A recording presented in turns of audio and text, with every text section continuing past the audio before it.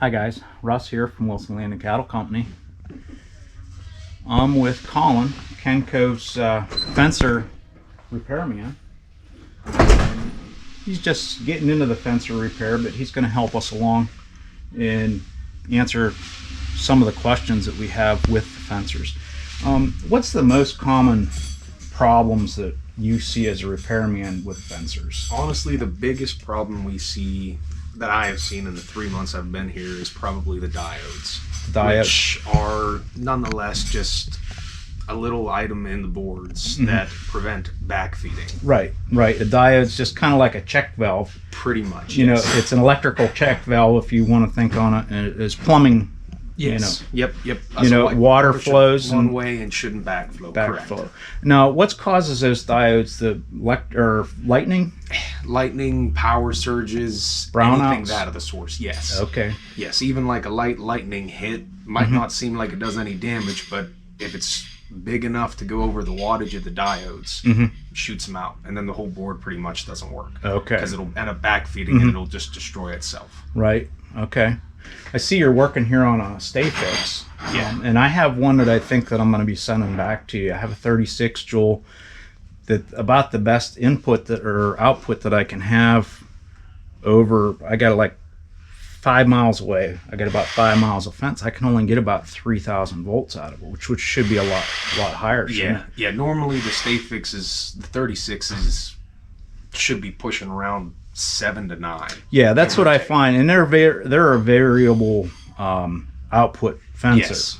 That's the big thing with them. I had the Kencove 16 joule for a while, and you know it consistently put out like 10 to 11,000 volts. But the stay fix actually turns the voltage down for you, and then as you get a heavier load on the fence, it actually raises that voltage. Yep. Yeah, the way the stay fix are, and some of the other ones are too. It might say like this one's 63 joule, but it'll actually store like 93. I see. So, like you said, the heavier the load, normally it'll end up drawing from some of the store it has in the capacitors. Right. So, actually more than what it is, but you'll never actually see it with the 93. Yeah. And what's probably some of the most popular all the fencers are kind of similar. Yes. Fencers are very, very similar. You know, I've heard a lot of folks say, well, this brand's no good or this brand's no good. Basically, the diodes and the capacitors and all that's pretty much all the same. Yeah, they're all the same basic composition of each other. Now, I'm sure that quality in the parts that it's put into the equipment is a big part of it. A big deal. Yeah, you know, it's kind of like one of those sayings, you get what you pay for. Exactly. Yeah. Yes. So, like when we're building a ground field, we want like 3 feet of ground rod per joule of fencer. Yes. Yep. That's how they recommend it. Is every joule is supposed to be a ground rod. Right. And you know, mine, I have a 36 joule fencer, and the way we tested that was we go to the end ground, we short the fence or try to short the fencer down to 1,000 volts or less. And trust me, a 36 joule fencer shorting it down to 1,000 or less is almost impossible. Yes. You cannot hardly do it. And then we go to the end ground rod, and then we test the voltage on that end ground rod. And if it's over 200 volts, we have to add another ground rod. And keep drawing it down. And to keep drawing it down. And in my case, I have 29 ground rods on my 36 joule fencer. That's what it ended up being. Yeah. Yep. And you know, because 1 or 2 ground rods just isn't going to be enough if it's a permanent. Now, if you're going with the solar chargers and stuff, if you have a bigger fence charger, naturally, we may have to put a couple more ground rods in. Yeah. And the moisture in the soil is going to make a big difference as well. Yep. Depending on which part of the area in the U.S. you're in, or even other countries, vice versa. Yeah, absolutely. Yeah, you know, if you're in a dry, arid area, you know.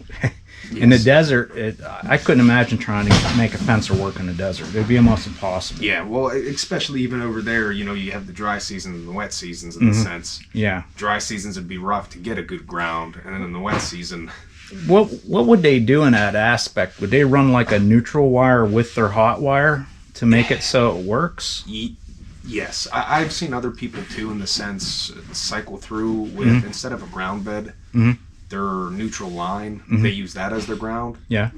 Not supposed to technically do it like that. But I've seen them do it like that because if you can't get a good ground, like you said, you're almost SOL in the sense of You know, if it's dry out, you can almost walk up to that fencer and grab a hold of it and not get shocked. Exactly. And the reason why people do that is because if an animal hits it, 9 out of 10 times will make contact with the ground and the top. Right. They'll still get shocked. Right. So kind of like a little cheats your way in the sense to skip a ground bed, but ground bed's obviously the best if you're able to do it. Oh, absolutely. If you can do it, and in certain times of the year, it's going to work. And and it depends on how deep you can get them ground rods through too. Like for me, my ground rods are only 6 feet deep. That's as deep as I can get them because I hit bedrock. You can't. It's almost impossible to drive. Can't go any further. But you can drive them in at an angle too. Yeah. You can drive them in at an angle to get if you have an 8-foot ground rod. And I did that after I learned that I have a bed or stone at 6 feet. And that helps, make it large. Yeah. Yeah. It gives you a little bit more surface area in the sense for your grounds. Yeah. Yeah. So, is there anything you'd like to add? Any recommendations or any, in the sense of the chargers, not so much. Okay. Just, like I said, the biggest thing people can do to prevent them from getting repaired, we sell them here, lightning diverters, surge protectors on your outlets inside. That's not something that you normally talk about much as the surge protectors, but yeah, you can get a backfeed and that'll fry them diodes. Yep. Yeah, and that's the biggest thing. A lot of people send them in. Like I said, sometimes the boards will the energizers themselves will still work with bad diodes, but they'll be reading low voltage or they're backfeeding. And another big thing at the issue of a backfeeding into the energizer is an SCR. And the SCR, best way to put it, is just a glorified switch. So it'll turn on, allow power through it, kind of like a diode. Right. And that's the issue with them. If they end up backfeeding and the switch gets broke, it's a continual flow. Oh, and we don't want that. Yep, it's a continual flow. So like I said, you'll end up getting the low voltage. And that's the biggest thing to do with them. And like I said, a lot of people I feel know that, but surge protectors and a lightning diverter. Lightning diverters on the fence, big thing. Now, I've heard different things about that. Is there a specific type that we want to look at? Because I've heard that, they don't work. And another thing that I've heard, too, is to put a coil of wire before it comes in. And the theory is that the lightning will come and hit that coil of wire and shoot out the coil. Is that... See, I've never heard that, but the lightning diverters I know we have kind of like that. They have the spring, so the way they work it has a spring on it, and then you actually put put a ground rod on that lightning diverter. Yes. And it's spaced, Yeah, it's supposed to, so the way they're theoretically supposed to work is when the lightning back feeds, it's supposed to arc in between that and, like you said, ground itself down. And lightning's going to go the path of least resistance. Yes. Yep. And that's the way ours work. Theoretically, it's supposed to be arc it and then ground itself out. Right. Now, I'm not saying they always work. If you get a big enough lightning bolt, it's not going to guarantee it's not going to pass through it. Yeah. And if I were to send a fence charger to you, what's the turnaround on a fence charger usually? Right now, this time of year, if I get them in, I normally get a card per day. They're normally done by the end of the day. And the only thing I could say in the sense of part-wise, Gallagher's are like one of the few. The older Gallagher's were lacking on parts. The rest of them were still pretty good. Getting a little bit slower, getting newer parts and stuff. Sure, right. With supply, that's just the way it is right now. The supply and demand deal. We're just kind of dealing with it. But I've sent fencers back to you 4 or 5 times, and I've had it back in a week. The turnaround's very quick. Yeah, and, you realize that a farmer needs this to keep his livestock in. Exactly. And like some of these my Stay Fix 36 joule, that was $1,000 or $1,100 fencer. And you can't really afford to have too many of them. It's expensive to keep having to buy new ones, or even a replacement for where you get one replaced. Okay, now if we were to send one in, what do we need to do? So when you go to send them in here to Kencove, just when you send it in your box, I've seen Twinkie boxes, I've seen paper towel boxes. As long as you just have it to this address with the attention repairs, is normally what people put, repair department or repairs. Okay, and that's the fencing department or the Kencove Farm Fence in Blairsville, Pennsylvania is where you want to send Correct. it. Yes. Yep. It's I think 344 Kendall Road, Blairsville, PA. Okay, perfect.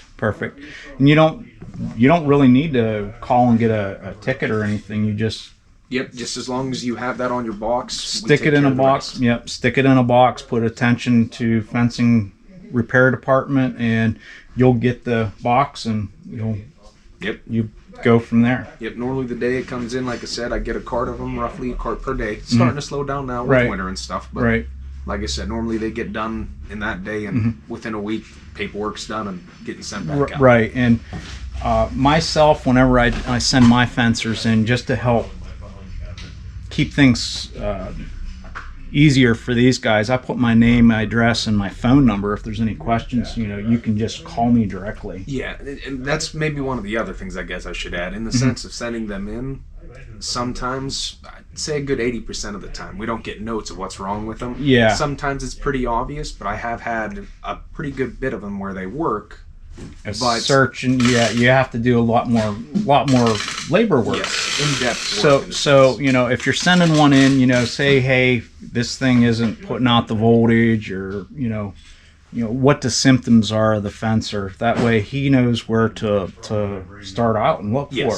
Yes, exactly. I've done small repair on some of this stuff, and sometimes it's kind of like finding a needle in a haystack. It's hard to troubleshoot sometimes. Yes, depending on what you got. Absolutely. It can be obvious, and then again, it maybe not.